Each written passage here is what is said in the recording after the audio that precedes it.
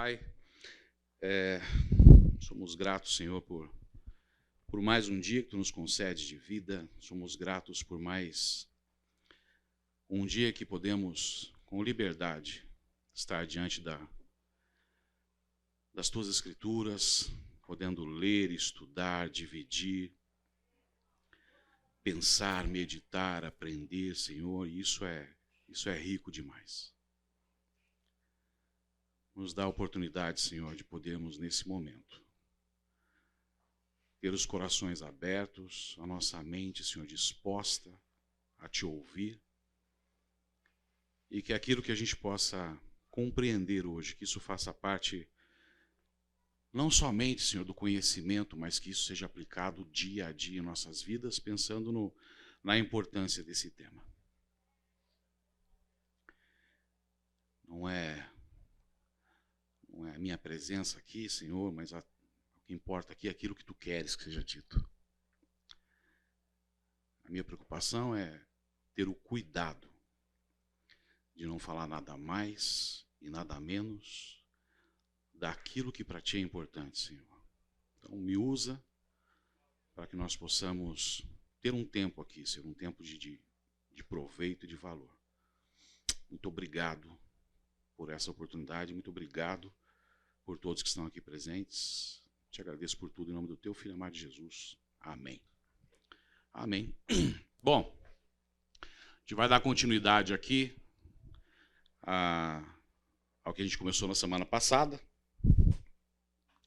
Se vocês se lembram, na semana passada a gente continuou ainda trabalhando sobre a questão dos argumentos que existem para defender a questão da vontade individual. Gente, para ganhar tempo, o que eu tenho feito? Acredito que vocês tenham percebido isso.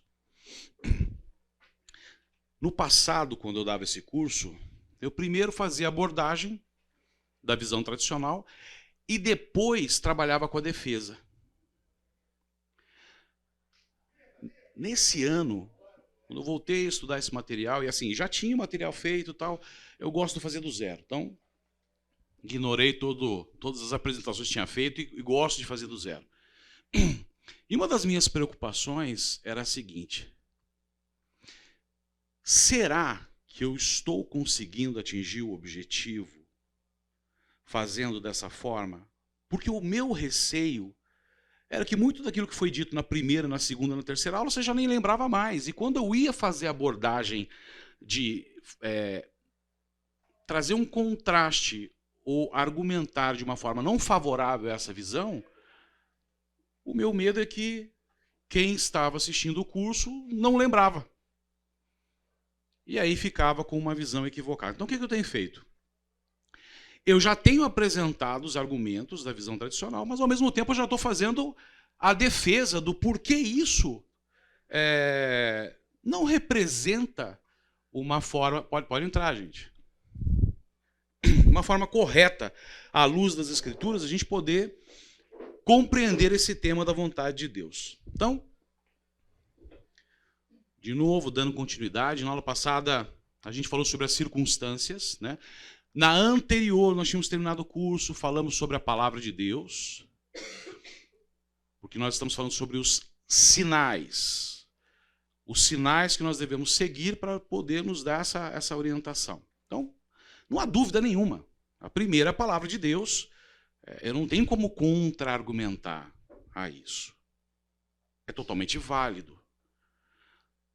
O questionamento que eu trouxe naquela aula foi o seguinte: a forma como eu estou usando as Escrituras para poder chegar nesse fim. Parece absurdo. Mas, gente, de absurdo a gente vê um monte de coisa acontecendo aí fora. E esse cuidado, essa responsabilidade é muito importante. O zelo pela palavra é extremamente importante. Não um zelo que vai me tornar um legalista, mas um zelo que me faz analisar a minha vida, quem eu sou, o que eu estou fazendo, à luz das Escrituras para viver da melhor forma possível e agradar o Senhor. Eu não sei quantos de vocês se lembram, um tempo atrás, e aí é a questão de falta de conhecimento, falta de atenção, o uso indevido das Escrituras.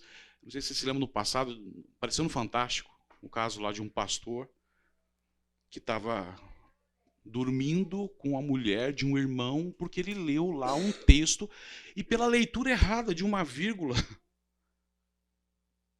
não tem justificativa. É claro que isso é um erro crasso, mas, gente, o mundo presta atenção nessas coisas. É impressionante o como nós, enquanto cristãos, e quando nós defendemos essa bandeira, né? Nós somos observados pelo mundo e quando você faz isso, eles acusam. Então a gente tem que tomar cuidado com isso. Então a palavra de Deus, sim, é um norte, é um sinal indicativo, mas eu tenho que ter responsabilidade de poder fazer o uso devido. E hoje a gente até vai ver alguns exemplos disso, vocês vão entender o que eu estou falando, que já foi compreendido na outra semana. Depois das circunstâncias, é a questão da leitura de você ser capaz de entender os sinais que o Senhor te passa. Então, por exemplo, ele usou o argumento de portas abertas e portas fechadas. Então, o Senhor te abriu uma porta e você tem que compreender que ele te abriu aquela porta e você deve seguir. O Senhor te fechou uma porta. E ele traz alguns versículos que depois nós discutimos e eles não param em pé. Eles não se validam. Não existe essa normativa, não existe essa instrução. E esse sistema de portas abertas, portas fechadas, ou aquilo que eu compreendo, eu estou vendo, a gente depois, ainda hoje, vai discutir algo que está relacionado a subjetividade versus a objetividade.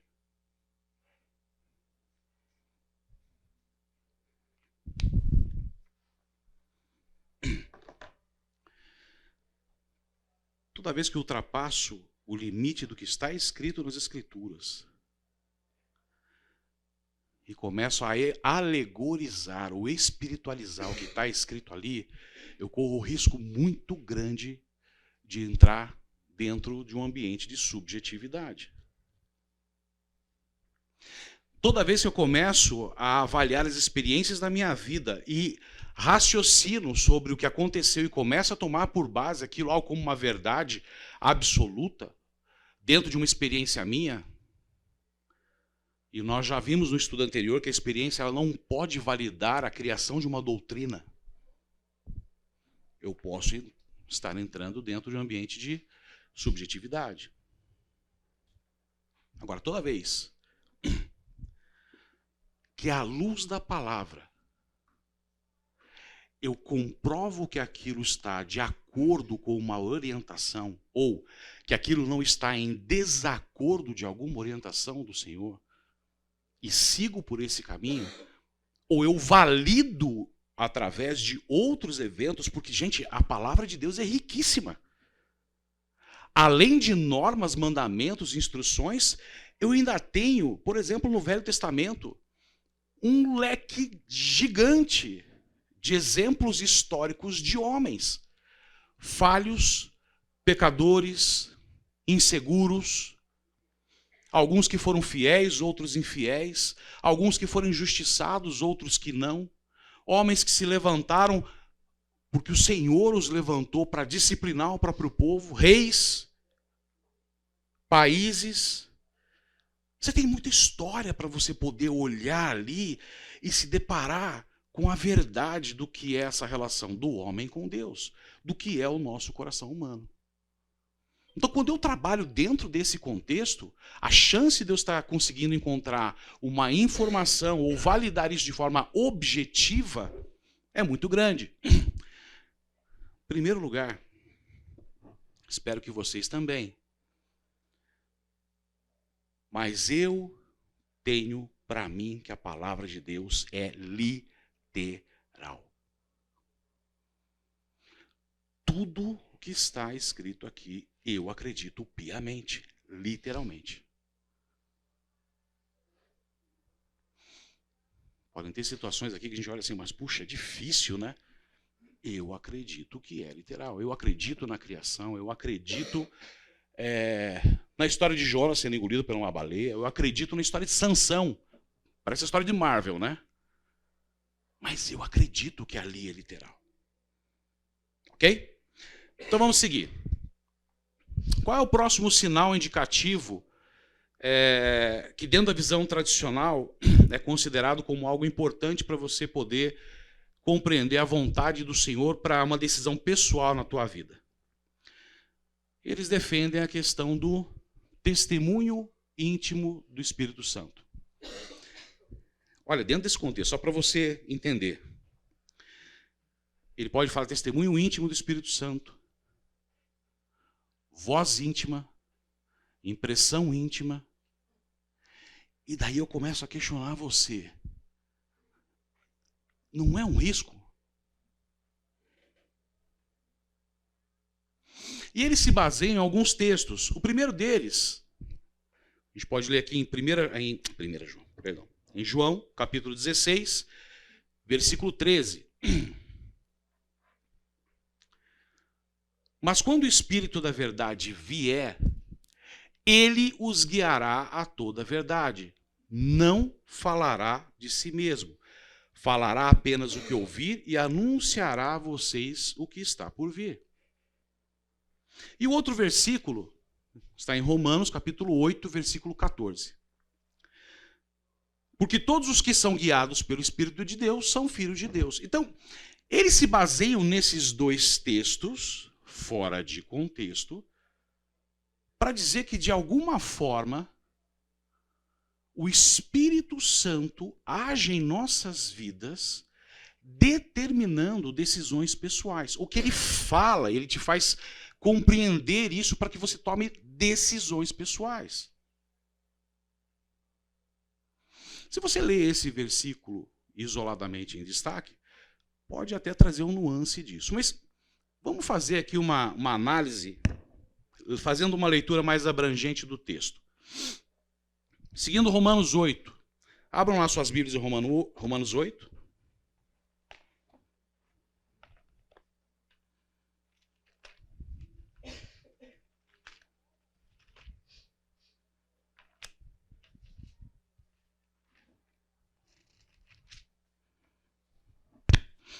E não precisa ir muito longe, não.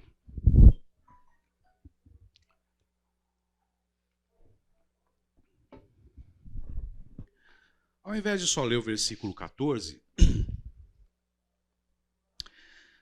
vamos ler a partir do 12. Portanto, irmãos, estamos em dívida não para com a carne, para vivermos sujeitos a ela. Pois se vocês viverem de acordo com a carne, morrerão. Ponto e vírgula. Mas se pelo Espírito fizerem morrer os atos do corpo, viverão. Porque todos os que são guiados pelo Espírito de Deus são filhos de Deus. O que é que o texto está dizendo aqui? Qual que é o contexto? Qual que é a abordagem? Está falando aqui que o Espírito vai me guiar para que eu tome decisões pessoais?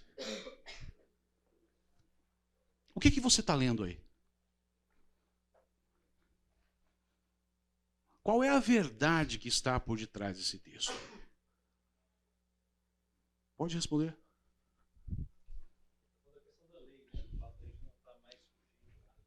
Não estar mais sujeito à lei. Sabe o que mais? Meu querido, a partir de agora você não é mais escravo da carne. Deus te libertou.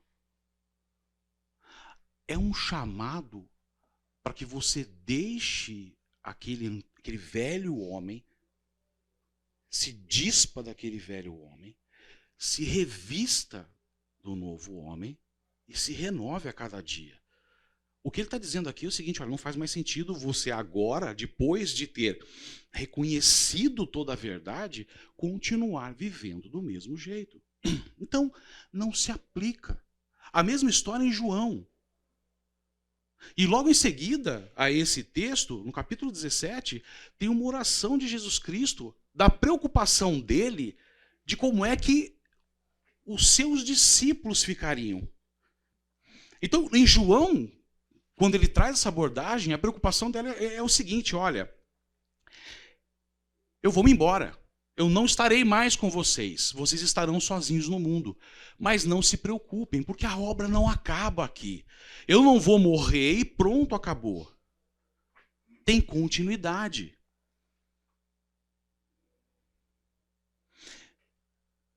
Mas eu sei que a batalha contra o mundo é gigantesca, é dolorosa.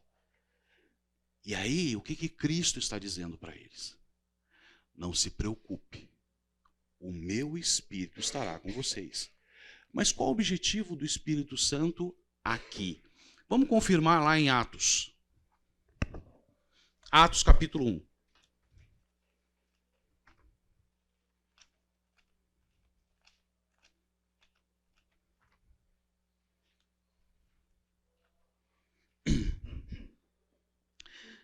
A gente vai ler a partir do versículo 9. Presta atenção no texto. Tendo dito isso, foi elevado às alturas, enquanto eles olhavam, e uma nuvem o encobriu da vista deles. E eles ficaram com os olhos fixos no céu enquanto ele subia. De repente, surgiram diante deles 2 homens vestidos de branco, que lhes disseram... Perdão, desculpa, é o texto errado. É Atos 1, mas a gente vai ler aqui a partir do versículo 6. Desculpa, me enganei. Então, os que estavam reunidos lhes perguntaram: Senhor, é neste tempo que vais restaurar o reino a Israel? Ele lhes respondeu: não lhes compete saber os tempos ou as datas que o Pai estabeleceu pela sua própria autoridade. Mas receberão poder quando o Espírito Santo descer sobre vocês, e vocês serão minhas testemunhas em Jerusalém e em toda a Judéia e Samaria até os confins da terra. Senhores, para mim a resposta aqui é clara. Existem coisas, e às vezes eu vejo discussões homéricas dentro do ambiente da igreja, em que não perca tempo. Não é para você saber. A gente vai fazer o estudo de Apocalipse, e aí tem milenismo. Veja, fazer o estudo, entender o que está sendo escrito ali, entender o que está sendo dito sobre os próximos eventos, para a gente poder depois conseguir enxergar esses sinais, é importantíssimo. Conhecer a palavra, meditar na palavra é importante, mas saber tempos, datas, ocorrências, como vai ser, discussão inútil. Aí você começa a entrar dentro de um ambiente de subjetividade. Uma vez eu estava conversando com um conhecido sobre esse tema, e ele defendendo, eu falei assim: cara, fala uma coisa para mim. Você já imaginou de hoje, considerando de hoje, olhando para o passado, quantos homens já passaram por aqui, já viveram aqui? Quantos já se dedicaram a tentar compreender isso? Quantos foram teólogos, estudiosos? E até hoje ninguém tem uma visão clara e correta sobre alguns temas e sobre esse tema específico. Você vai me dizer que você descobriu?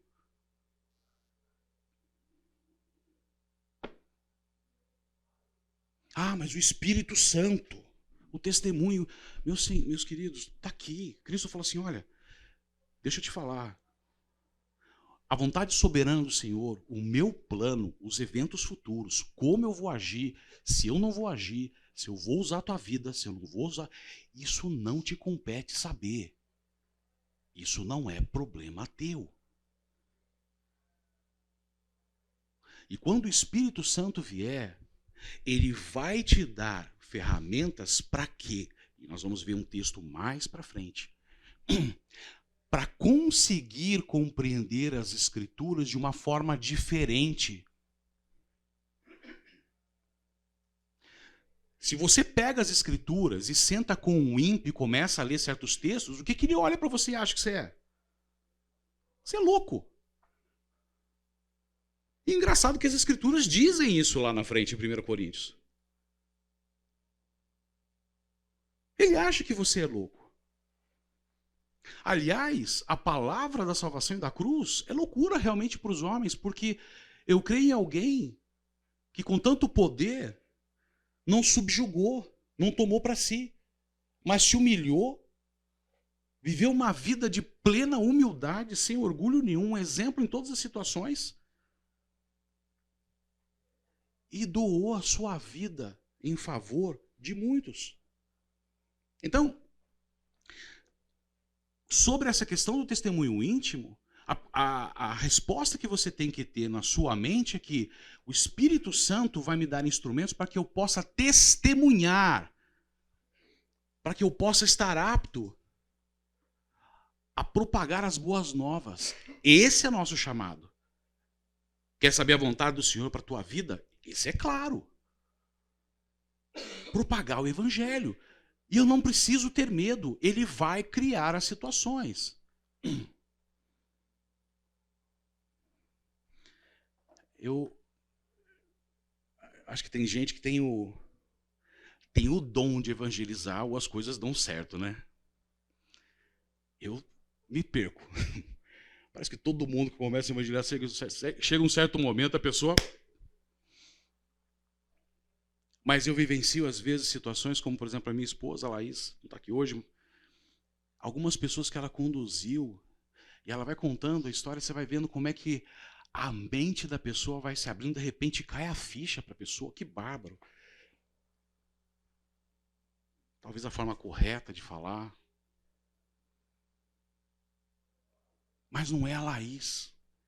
Não é ela que tira a venda dos olhos, não sou eu que tiro a venda dos olhos. O Fernando, uma vez, acho que até em pregação ele já falou isso, de alguém que seguiu o discipulado com ele por anos.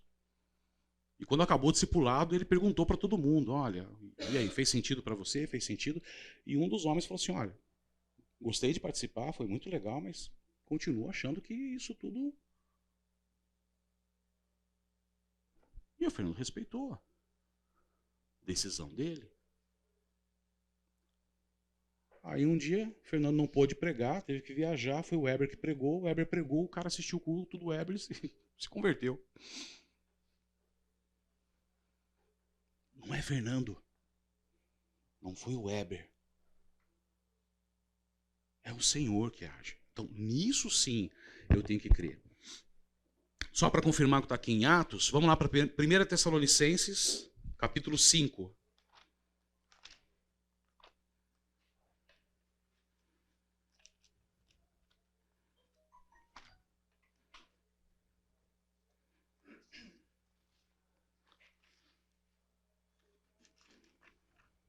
Versículos 1 e 2. De novo, irmãos, quanto aos tempos e épocas, não precisamos escrever-lhes, pois vocês mesmos sabem perfeitamente que o dia do Senhor virá como ladrão à noite.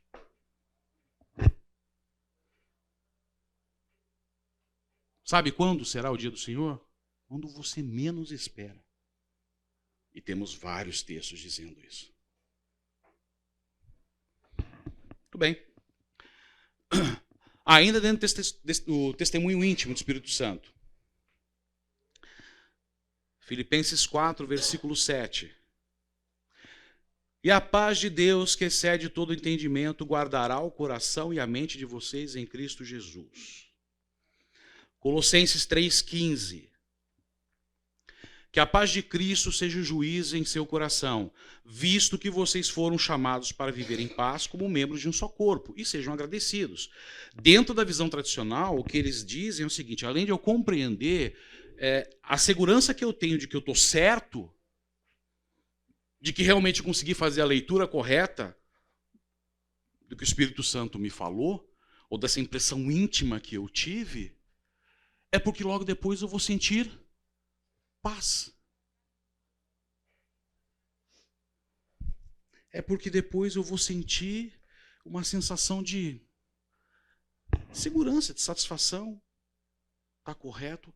Olha, se eu leio aqui da mesma forma, somente o versículo, posso até fazer uma compreensão dessa, mas vamos lá para Colossenses capítulo 3.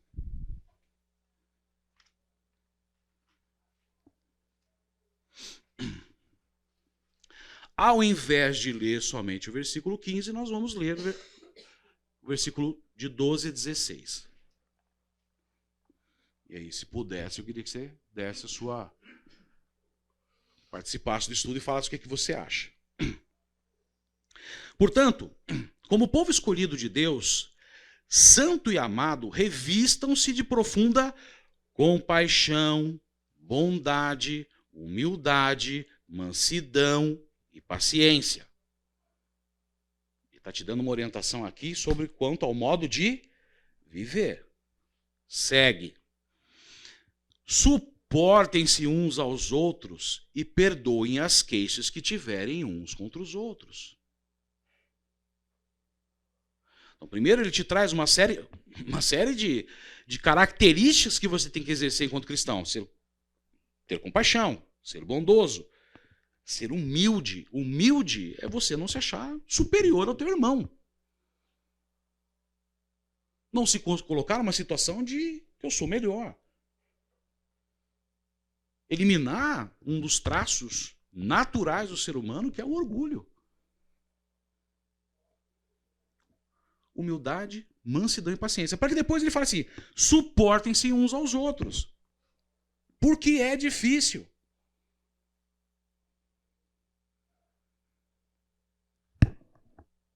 Suportem-se uns aos outros e perdoem as queixas que tiverem uns contra os outros. Perdoem como o Senhor lhes perdoou. Como foi que Cristo nos perdoou? Me diz alguma situação em que Cristo pediu algo em troca. Me diz alguma situação em que Cristo barganhou ou negociou o perdão.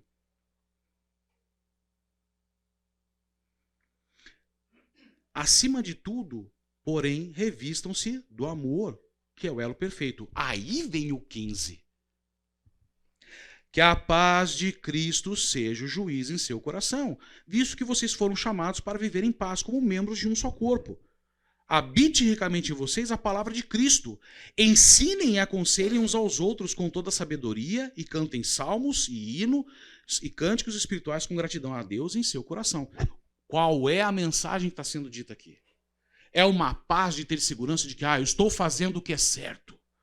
Estou seguro no Senhor. O que está sendo dito aqui é para que, dentro das minhas possibilidades, porque Romanos 12 também fala isso lá, que eu não tenho que me vingar do meu próximo, né?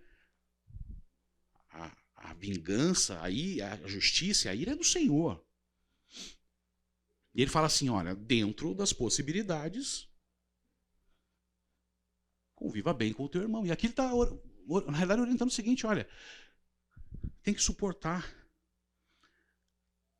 tem que viver em paz, tem que perdoar.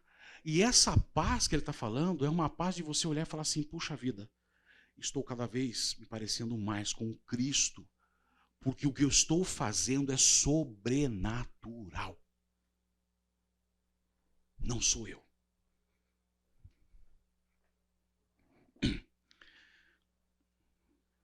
Eu não gosto de me colocar, e nunca fiz isso, de me colocar como um exemplo, ou porque eu estou aqui, sou alguém diferenciado.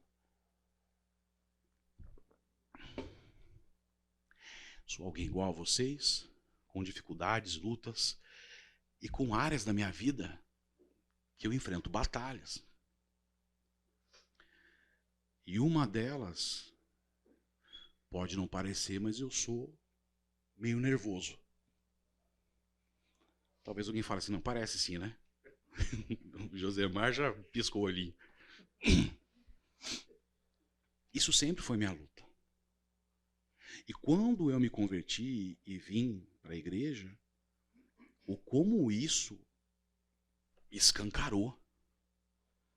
O como tudo aquilo que eu aprendi, que era ser homem, e como era viver e reagir com as pessoas, estava completamente errado. E como isso trazia dor, aspectos negativos dentro do ambiente da minha família, com a minha esposa e com os meus filhos. Um dia eu li um texto em Provérbios e a orientação é que é para você não andar com o iracundo, para você não se relacionar com o irascivo. E aí eu olhei para aquilo e falei assim, caramba, eu estou obrigando a minha esposa e meus filhos a conviverem comigo. Que sou um objeto de instrução do Senhor para não ter relacionamento.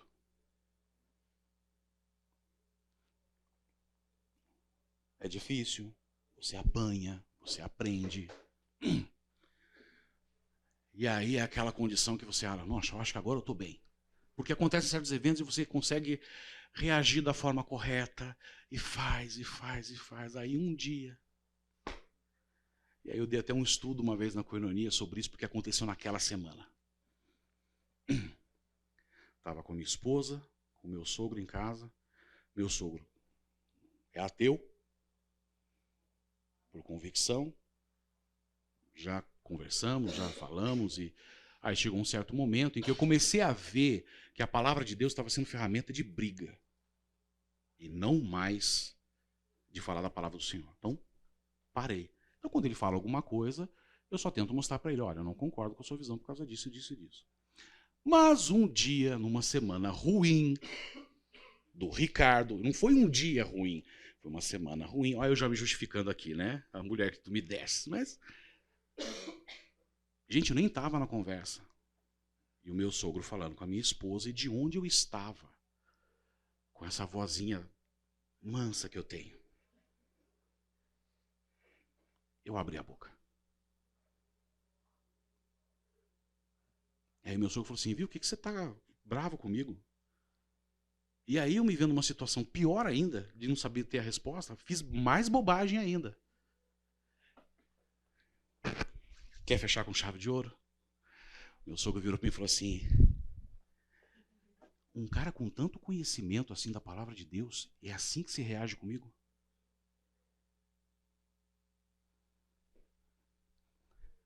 Doeu em você? Imagina a cara que eu fiquei.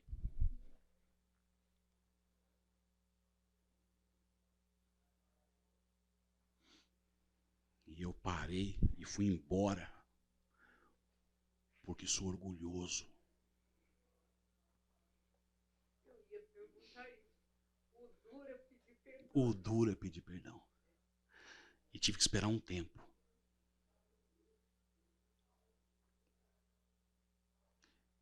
E aí, por submissão ao Senhor, cheguei para ele e falei assim, me perdoa. Eu estou te pedindo perdão porque a minha maior preocupação é o seguinte.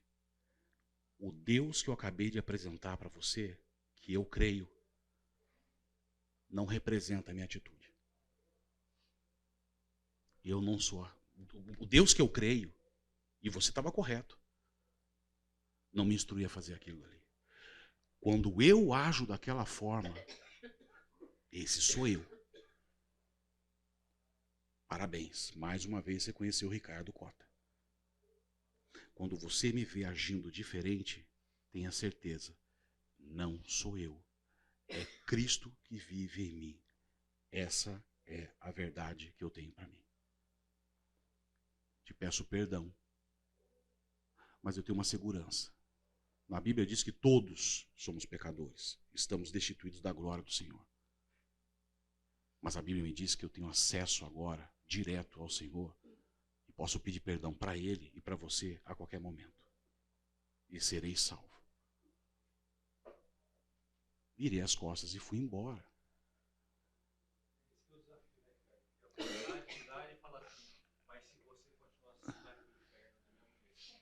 Ou até, Henrique, vamos pensar na questão realmente do orgulho.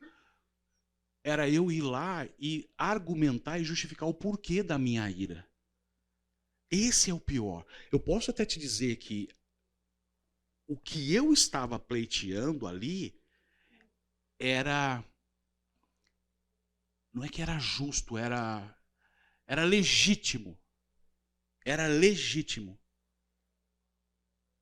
Mas até mesmo na legitimidade, fazendo da forma errada, dá errado.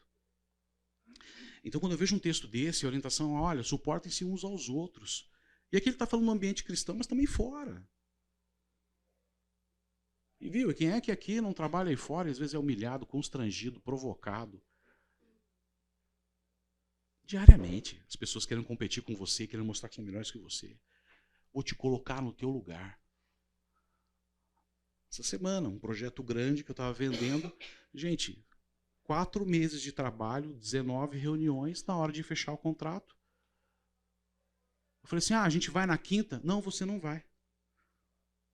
E foi o dono da empresa, mais o diretor e mais um outro rapaz de avião para lá para fechar o contrato.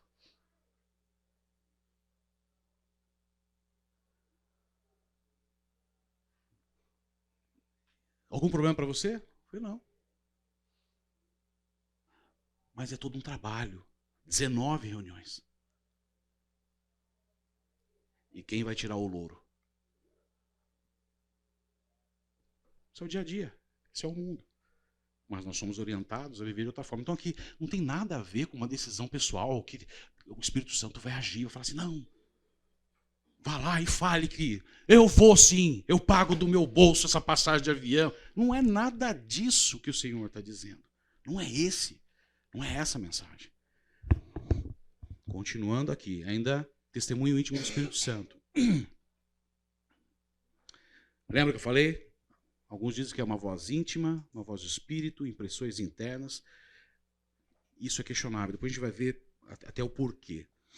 Mas, por exemplo, Ezequiel, capítulo 1, versículo 3. Ali na Babilônia, na beira do rio... Ali na Babilônia, na beira do rio Quebar, eu ouvi o Senhor falar comigo e senti o seu poder. Olha, leia o capítulo 1 inteiro, você vai ver que o que aconteceu aqui é extraordinário. Leia o capítulo 1 inteiro de Ezequiel, é extraordinário o que Ezequiel viu ali. Para que no capítulo 2 ele recebesse o chamado de falar à nação de Israel. Porque isso era desejo do Senhor, ele ia ser usado, destacado para falar à nação, ao seu povo escolhido. Então não é algo que, olha só, Ezequiel também estava lá no rio Quebar, de repente sentiu uma impressão íntima, uma voz íntima falou com ele, falou, mas não era para ele falar assim, Ezequiel, vai cortar o cabelo. 2 Coríntios, capítulo 12. Esse até a gente pode depois, eu vou tentar abreviar para dar tempo de seguir, mas capítulo 12, versículos de 1 a 4, quando Paulo fala, é necessário que eu continue a gloriar-me com isso. Ainda que eu não ganhe nada com isso, passarei às visões e revelações do Senhor. Conheço um homem em Cristo que há 14 anos foi arrebatado ao terceiro céu. Se foi no corpo ou fora do corpo, não sei, Deus o sabe. Eu sei que esse homem, se no corpo ou fora do corpo, não sei, mas Deus o sabe, foi arrebatado ao paraíso e ouviu coisas indizíveis, coisas que ao homem não é permitido falar. Não é uma experiência com o Espírito Santo, aqui ele está falando de uma situação, de uma revelação, mas leia o capítulo 11 e você vai ver que a construção da argumentação de Paulo era sobre super crentes que estavam surgindo. Homens que estavam se vangloriando sobre alguns aspectos.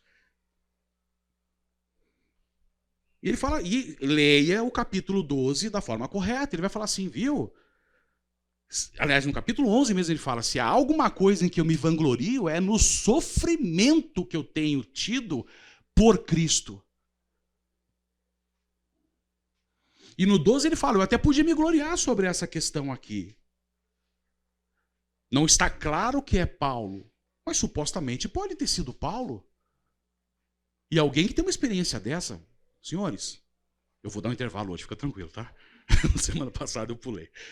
Mas, senhores, imagina você ter uma experiência dessa. Você não sabe se você presencialmente estava ali ou não, se era fora do corpo, mas você sabe que teve uma experiência com o Senhor. Então, a defesa dele aqui é outra. A defesa é, olha, nada me dá o direito de me vangloriar. Quem tem que ser exaltado é Cristo. Quem tem que ser exaltado é Deus. Próximo sinal que a gente deve seguir como uma orientação. Gente, concordo plenamente. Aconselhamento maduro. Aconselhar com outros crentes. Sim, temos instrução na palavra de Deus. Provérbios 24, 6 diz, quem sai à guerra precisa de orientação, e com muitos conselheiros se obtém a vitória. Ok? Provérbios 27, 17. Assim como o ferro afia o ferro, o homem afia o seu companheiro. Aliás, isso é uma instrução que a gente tem na igreja, muitas vezes nos encontros de homens, isso é uma orientação, né? De qualquer maneira, para tudo, nós temos que agir com sabedoria.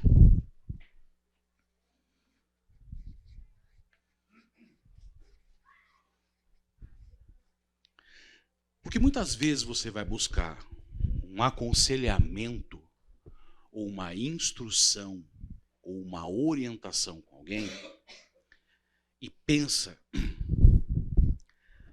o que você está dividindo com aquele irmão é algo muito pessoal. E aí eu te digo, não é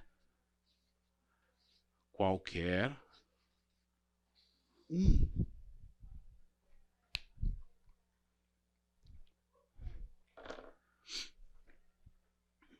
Nós somos orientados a apoiar, a orientar o nosso irmão, mas tem pessoas que nasceram com o dom para isso. Aliás, a gente tem um ministério de aconselhamento, aliás, conduzido pelo Oswaldo, é a foto do ministério de aconselhamento, né? Você senta com ele, está com um problema, ele nem fala nada, ele só faz assim, já está resolvido, né? Porque tanta paz, tanta calma, né? E ele diz que é bravo. Então, gosto de ouvir isso dele, me sinto um pouco melhor. Mas veja, não é a questão do cabelo branco, e a gente já discutiu isso aqui no texto. Não é necessário.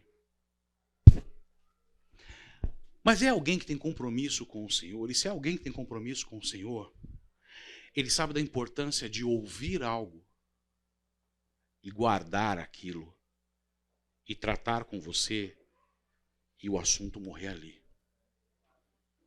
Porque você pode estar falando com alguém que futuramente pode te difamar, caluniar, julgar, dividir ou fazer qualquer outro tipo de ação que não ajuda.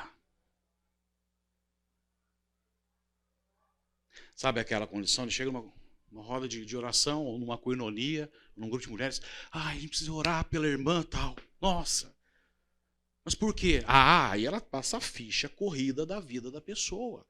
Gente, tem um monte de gente ali que não interessa saber disso. Se a pessoa confiou em você, você tem que ter responsabilidade. Quando a pessoa confiou em você, a tua obrigação é ouvir e ajudá-la no Senhor. Não é acusar. Você não tem o direito de colocar o dedo em riste para ninguém, porque você é tão pecador quanto. Você pode ser apto e capaz numa área da tua vida, mas você tem áreas da tua vida que você tem dificuldade e é incapaz e precisa do Senhor. A Bíblia nos diz que é para chorar com os que choram, nos alegrar com os que se alegram.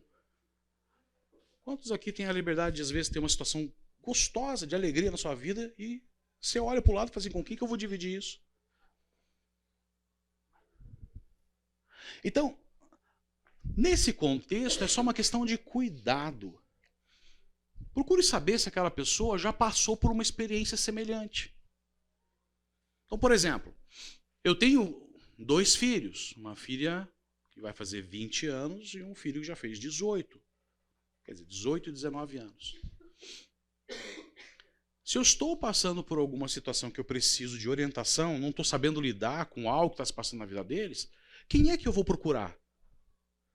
Vou procurar... Desculpa, não estou querendo diminuir ninguém, mas eu não vejo que, por exemplo, o Tutuí seja a pessoa indicada. Ele não tem filhos na idade que eu tenho. Ele é pastor, tem conhecimento. Mas eu posso buscar, por exemplo, um pastor, alguém de confiança, que já tem os filhos casados. Que sabe do que eu estou falando. Oi? O Wagner. Olha, eu posso, por exemplo, alguém, casal novo, filhos pequenos, e me procura para conversar. Eu me sinto à vontade de poder falar, orientar e dar algum suporte. Eu já tive filhos pequenos. E Ana Luísa era ligada no 220. Ela não acreditava nisso e eu peguei um vídeo dela. Eu esgotado, deitado na cama, ela subia na minha barriga, subia na minha cabeça e pulava na cama. Subia na minha barriga, subia na minha cabeça e pulava na cama. E rindo. E horas, eu falei assim, ó, você aí. Comprei a Ana Luísa teve sorte, que foi uma fase que eu tive, uma fase boa, comprei um monte de brinquedo. Não brincou com nenhum. Brincava com panela e bater panela. Caixa. Então, eu posso dividir sobre isso. O Gabriel foi bebê. Mais tranquilo. Tem alguns amigos que eu deixo conviver junto. Então, essa pessoa tem experiência, já vivenciou isso. Olha, você está passando por uma situação de dificuldade financeira. Você está passando por uma situação em que você não está sabendo administrar a tua vida profissional, financeira. Dependendo do irmão que você vai falar, você vai ser pior. Procure falar com alguém que passou pelo que você passou. Porque é alguém que vai falar assim, olha, eu sei que você está falando. Posso fazer uma observação? Claro que... Na verdade, eu tenho bastante aconselhamento. Porque, na verdade, eu concordo, entendo isso, mas também a gente tem que lembrar que quem faz o aconselhamento é o espírito. Então, às vezes, pode ser que, mesmo que a pessoa não tenha passado por aquilo, o Espírito Santo a capacite para conseguir ajudar o outro, porque senão a gente acaba tomando o aconselhamento como uma coisa nossa, e na verdade não é, né? Eu concordo com o que você está falando. E olha, de novo, eu não estou querendo diminuir ninguém, tá? Então, assim, eu posso escolher várias pessoas. Então, por exemplo, eu posso ter uma situação que eu vou conversar com você, que apesar de você não ter vivido isso, pela palavra, você fala assim, Ricardo, olha, é assim, assim, assim. Mas, de repente, você já teve contato com alguém que você sabe que viveu aquela experiência, que você sabe que é uma pessoa que é confiável. O que estou tratando aqui também é uma questão de ser confiável.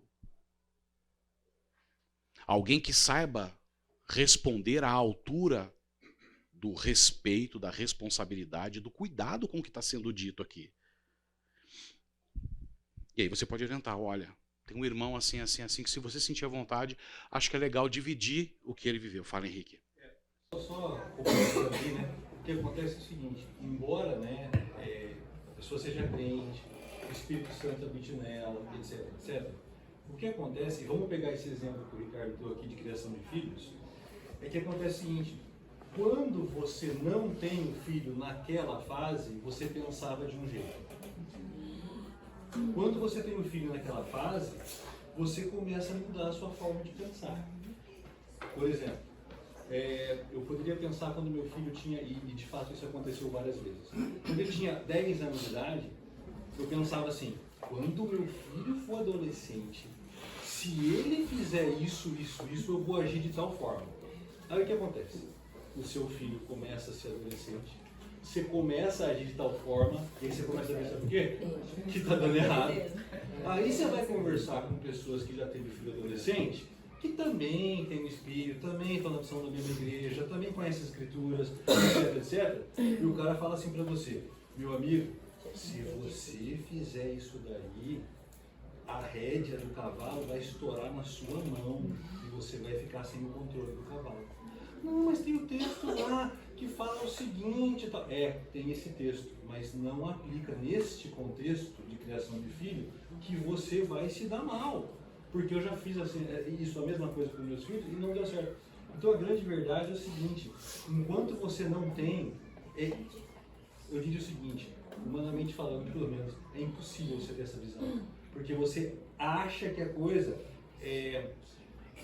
os bloquinhos estão de uma determinada forma e na hora que você vai começar a viver a coisa, você vê que os bloquinhos não se encaixam tanto dessa forma como você está pensando. E aí o que acontece? O seu mundo desaba. Porque você fala assim, puxa vida, mas tudo que eu pensava, eu estou respaldado nas escrituras. Eu tenho, mas não funciona. Então peraí, as escrituras não funcionam? Não existe essa possibilidade. Então Vamos ver o que está errado. Aí quando você começa a ver com pessoas que têm, aí você começa a entender o que está errado. Não, desculpa, só. Eu entendo, mas é que o que eu estou pensando é assim, por exemplo, o problema com o filho, na verdade, às vezes não é o filho, às vezes é um pecado do pai. E o pecado do pai, a gente, por exemplo, uma ira, um orgulho, a gente consegue chegar nessa raiz independente da gente ter criatividade. E tratar, entendeu? Assim, pode ser que não, pode ser que não. É isso que eu ia falar. Tem circunstâncias desse tipo. É o nome. Camilo, olha só. Vamos considerar esse item aqui. Você está coberta de razão. Concordo. Assim, não, porque, veja, eu já tive situações em que eu fui chamado a falar com alguém e eu não tinha experiência nenhuma sobre o que a pessoa estava vivenciando, mas eu falei assim, olha, à luz das escrituras, eu acho assim, assim, assim. E falei, puxa, procura na igreja, fale com o pastor, fale. É só não querer que aquilo morra ali. Você pode até, nessa orientação, e que é digno, você mostrar o caminho com quem ele pode falar, tá? Vou te dar um exemplo. Uma vez a gente estava tendo escola bíblica, lembra que teve época que uma das salas da escola bíblica era o templo lá. Eu estava assistindo e chega uma mulher casada, inclusive foi uma das pessoas que a Laís trouxe o evangelho, ela se converteu. Ela estava tendo dificuldades com o marido. A Laís não estava ali comigo. Essa moça já tinha participado de uma coinonia que eu dava. Gente, eu estou ali sentado. Ela entra lá no templo, chorando. O olho em lágrima. E pega. Preciso falar com você. Preciso falar com você. Aí eu olhei para o lado. Cadê a Laís? Então, tipo... A primeira coisa que veio na minha cabeça, e aí, eu não posso falar com ela sozinho. Ela é mulher. Levantei, vem comigo. E vai. Cadê a Laís? Não achei, e vai. Aí eu cruzo com a Wélida. Não tive dúvida. Segurei no braço dela, me ajuda. Mas o que está... Não sei. Ela está pedindo auxílio. Vem comigo ali naquela salinha de oração. Vamos conversar junto. Então, assim, eu não fiquei sozinho com ela. Eu não quis ouvir nada dela numa situação daquela. Eu nem sabia o que era, mas, a priori, sendo ela mulher, como é que eu posso ajudar? De repente ela vai falar coisas do marido dela para mim que eu não tenho que saber. Sentei ela, viu, calma, vamos orar. Olha, tá aqui a Wélida, casada há um bom tempo, tá. Ela começou a falar, gente, a Wélida foi bárbara. Que resposta que ela deu.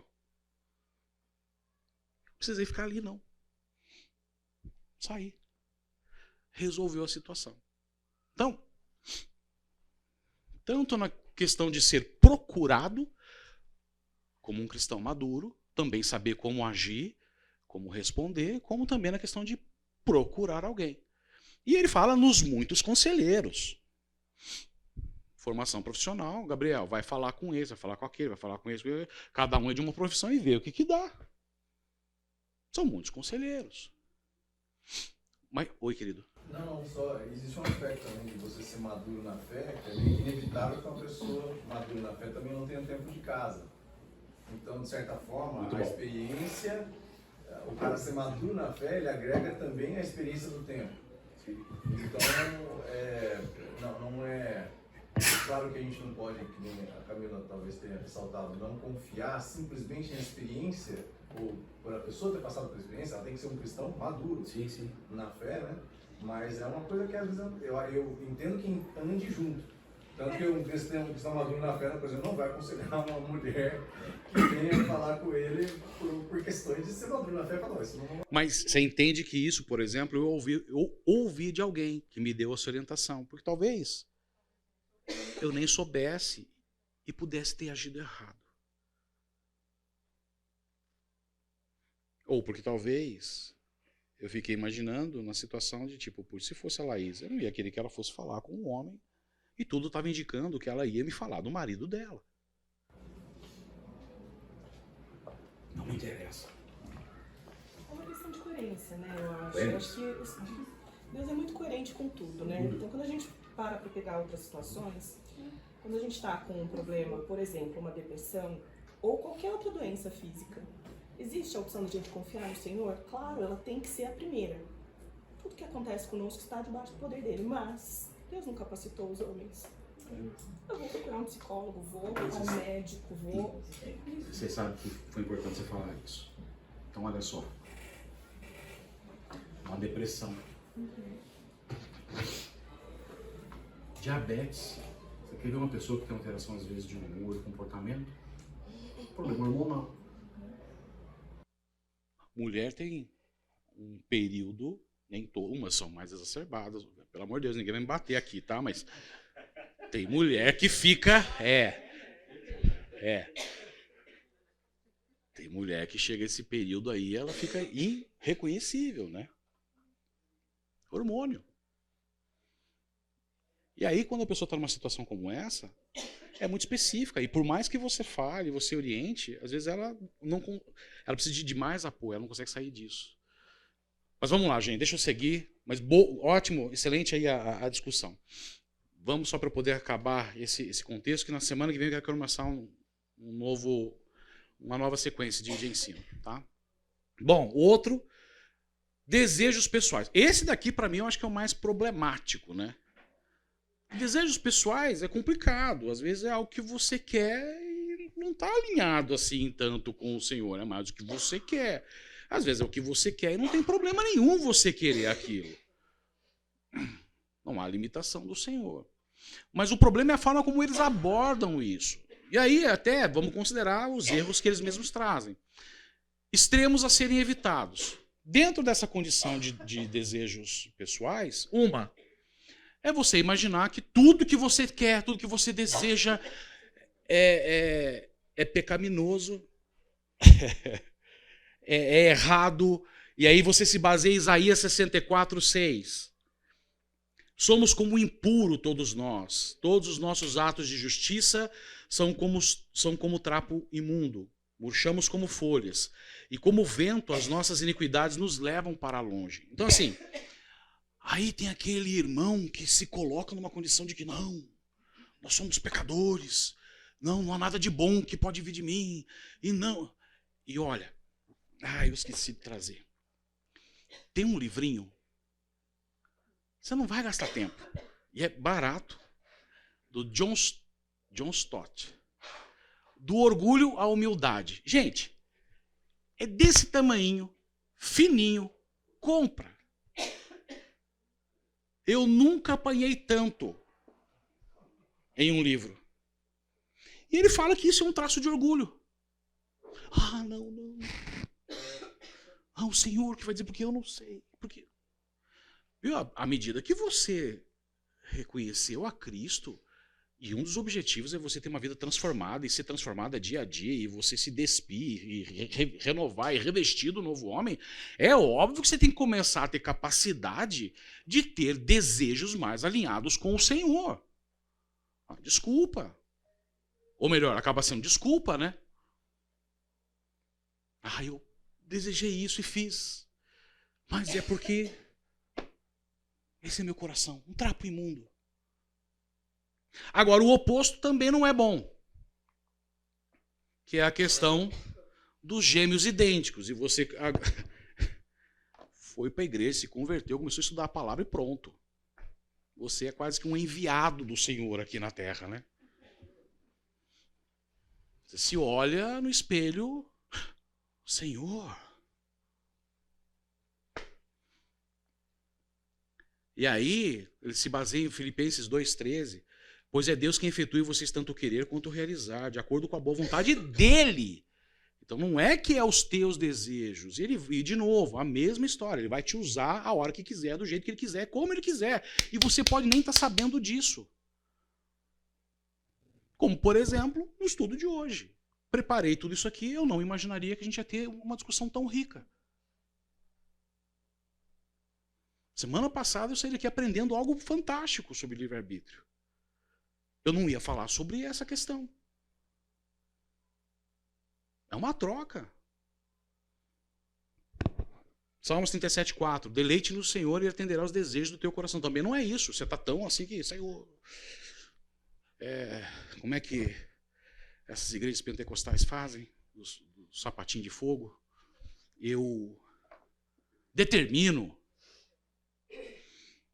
Aonde você pisar, essa terra é tua.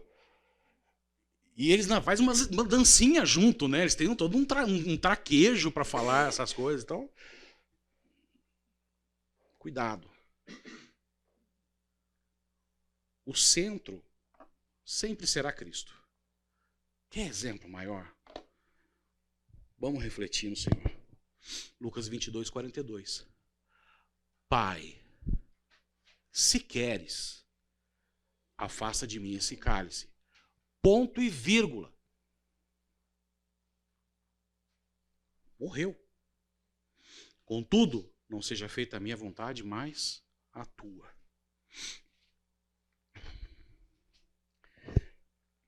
Para mim, isso aqui remete a sujeição, submissão.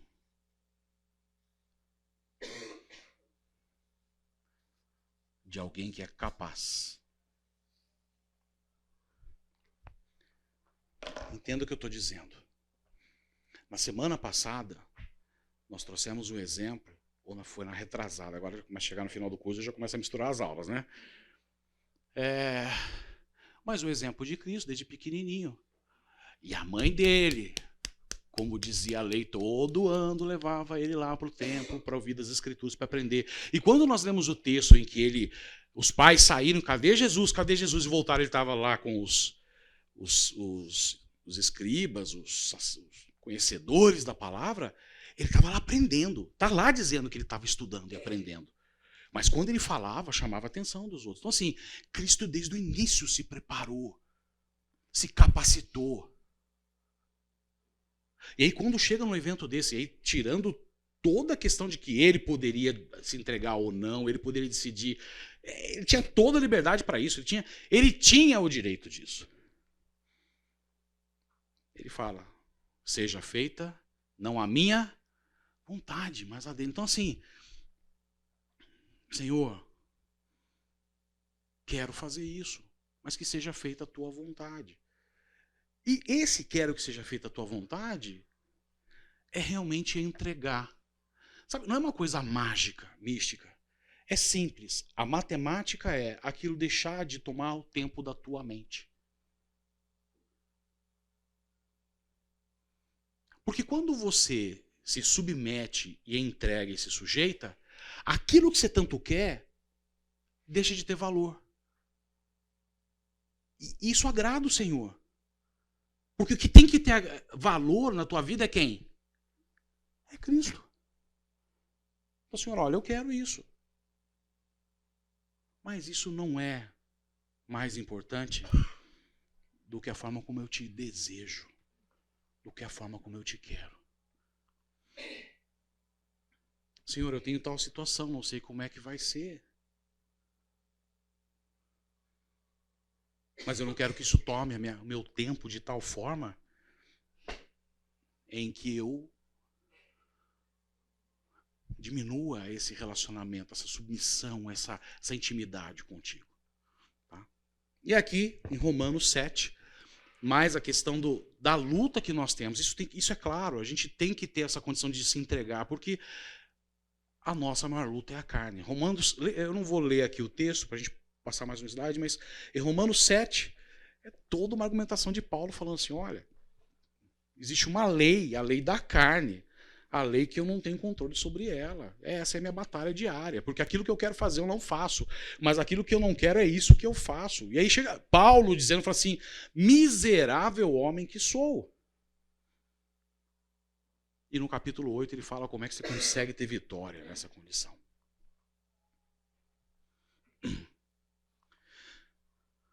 Próximo. Falta só mais um. Bom senso, gente.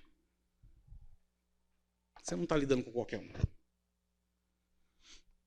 Você não está lidando com qualquer Deus. Você está lidando com o único Deus. Põe na tua cabeça.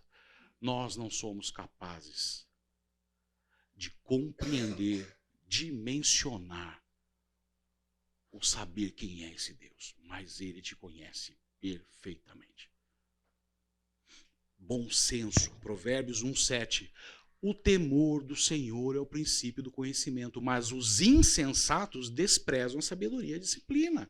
Não seja insensato. Ah, não, mas eu sou crente. Você é crente, mas você pode optar por seguir o caminho da insensatez. Aliás, um tema que é interessante, né? Uma vez estava falando sobre um estudo lá e falando sobre o ímpio. Não. E aí trouxeram a seguinte questão. Agir com impiedade. Então vamos lá. Quando eu falo agir com impiedade, o que vem na tua cabeça? Ser ruim. Não é? Não é isso que vem na tua cabeça? Depende, uns mais, outros menos. Eu tenho uma tendência ruim de pensar. Já pensou alguém com um machadão na cabeça, né? A mão aí. Impiedoso, cruel. Alguém mau. Impiedade vem de ímpio. Você quer saber o que é impiedade? O ímpio não reconhece o Senhor em nenhuma área da sua vida. O ímpio elimina o Senhor e Deus completamente de tudo na sua vida. Para o ímpio, não existe Deus. E você, como cristão, pode agir com impiedade quando em dada área da sua vida, você deixa de lado o Senhor. Agir com impiedade é quando você ignora o Senhor nas decisões da tua vida. Você está sendo igual ao ímpio. E aí a aula passada, o ímpio não tem a escolha. Isso para ele é natural. Você tem que falar, Henrique. Interessante aqui que você está falando, né? Da gente tem, apesar de crentes, temos o Espírito em nós, a gente fazer o Espírito apagar. E Paulo comenta isso, né? Quando ele usa uma expressão, ele fala da consciência cauterizada. Né? Deixa eu ler 2 versículos aqui que Paulo fala em Timóteo, capítulo 4, versículos 1 e 2. Ele fala assim: o Espírito diz claramente que nos últimos tempos alguns abandonarão a fé e seguirão espíritos enganadores e doutrinas de demônios. Tais ensinamentos vêm de homens hipócritas e mentirosos que têm a consciência cauterizada. Então não é que o Espírito Santo deixou de falar.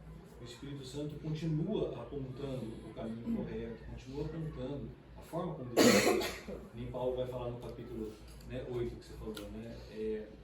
Andareis no Espírito, jamais satisfarão a carne. Né? Mas o problema é que a gente tem essa propriedade, né, do nosso coração humano de cauterizar a consciência, e você pode chegar num momento em que você não ouve mais. Você não está mais apto, né, à repreensão de Deus, porque simplesmente você vai desprezar. Você autorizou a sua consciência. O Henrique, muito legal. Uma vez eu estava conversando com o Marcelo Betti sobre isso, e o Marcelo me trouxe um exemplo assim, que eu achei bárbaro. E aí você vê que isso dá para gerar muito mais discussão sobre o tema, né? Mas ele fez um comentário sobre alguém que tinha um convívio com ele. Aí a gente, aquela história, né? Ah, é salvo, não é salvo? Ah, não tem como você saber, desculpa. Mas era alguém que se dedicava e tinha uma vida.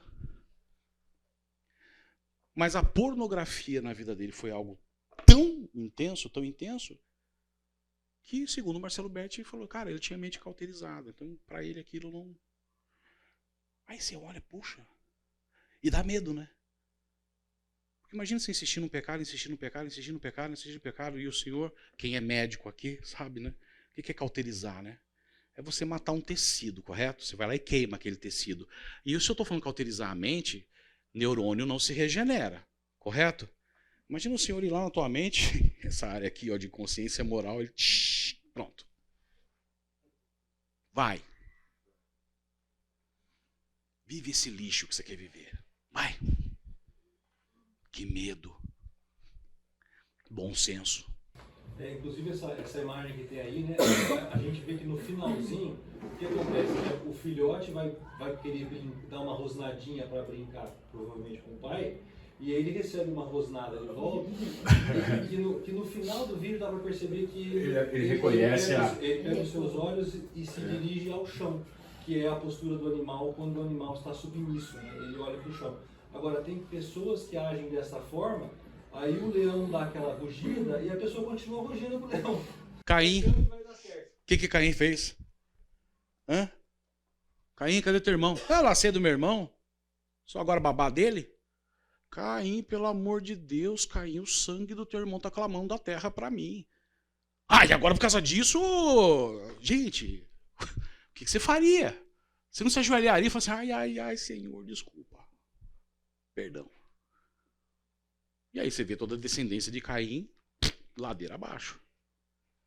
Bom, 1 Coríntios 3, 18 e 19, não se enganem, se alguém de vocês pensa que é sábio segundo os padrões desta era, deve tornar-se louco para que se torne sábio, porque a sabedoria deste mundo é loucura aos olhos dos homens, pois está escrito, ele apanha os sábios na astúcia deles. Se você ler 1 Coríntios capítulo 2, ele fala lá, porque ao homem só lhe é dada a capacidade de compreender o mundo baseado naquilo que ele vê e ouve.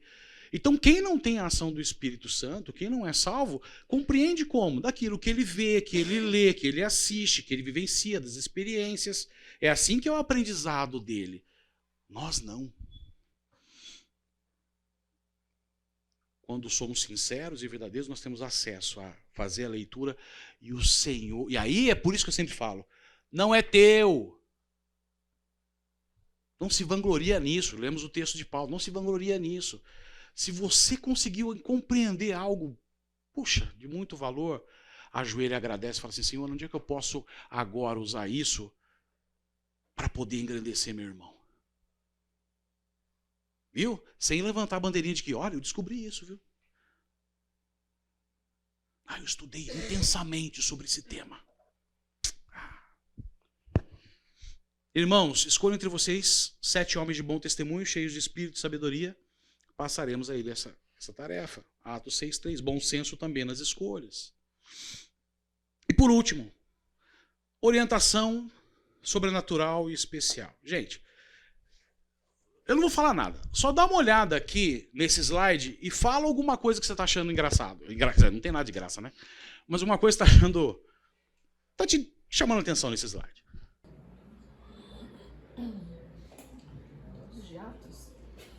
Todos são de Atos. A maior incidência de textos que falam sobre situações em que houve uma orientação sobrenatural, especial de Deus, foi em Atos. Atos é o quê? Fala sobre o quê? Nossa da igreja. Gente, lá atrás, Deus falou com Abraão, Deus falou com Moisés, Deus falou com profetas. Porque havia necessidade disso. Então, ele lida com a humanidade à medida que ela vai tendo recursos. Ele não te abandona. Você não precisa mais de um profeta. Você não precisa mais de Abraão se levantar. Jesus já veio. O que é para ser revelado já foi. A responsabilidade é tua agora. Gente, fechando essa parte então, nós vimos lá os erros comuns. Lembrando, conteúdo programático, o Senhor não te apresenta isso como uma programação, um mapa, dando vai para cá, vai para lá, vai fazer, faz isso, faz aquilo. Deus não é um frustrador celestial. Não está sentado lá na cadeira dele e fala assim, vou mandar você para a África. Não, não é isso que o Deus é. Não é esse o nosso Deus. Deus não espera na obra dele missionários biônicos. Deus não exige a questão dos cabelos brancos para poder exercer a tua responsabilidade enquanto cristão dentro da igreja, do corpo da igreja, fora do corpo da igreja. Você não precisa esperar um relâmpago, alguma coisa sobrenatural acontecer para que você seja chamado a agir. Não, eu só vou servir lá no estacionamento quando o Senhor um dia chegar em casa e falar assim, vai, estou te esperando ali na portaria do estacionamento e faça assim e faça assim. E aí você acorda no outro dia, tem lá aquela roupinha luminosa, né? O Senhor falou comigo. Não precisa disso. Não precisa disso. Só grandes decisões? Não, também não. Sinais indicativos. Bíblia, testemunho íntimo, desejos pessoais, orientação especial, circunstâncias, aconselhamento maduro e bom senso. Aí, me deixa infeliz. Soma tudo isso. Na visão tradicional fala assim, não, mas olha, ainda tem mais uma. Como é que eu sei que eu estou certo? Porque tem que ter a concordância dos sinais. E ele fala que os principais sinais são Bíblia, testemunho íntimo, Espírito Santo e circunstâncias. Alegra os meus ouvidos. Fala, o que você acha disso? Não é bem assim, por quê?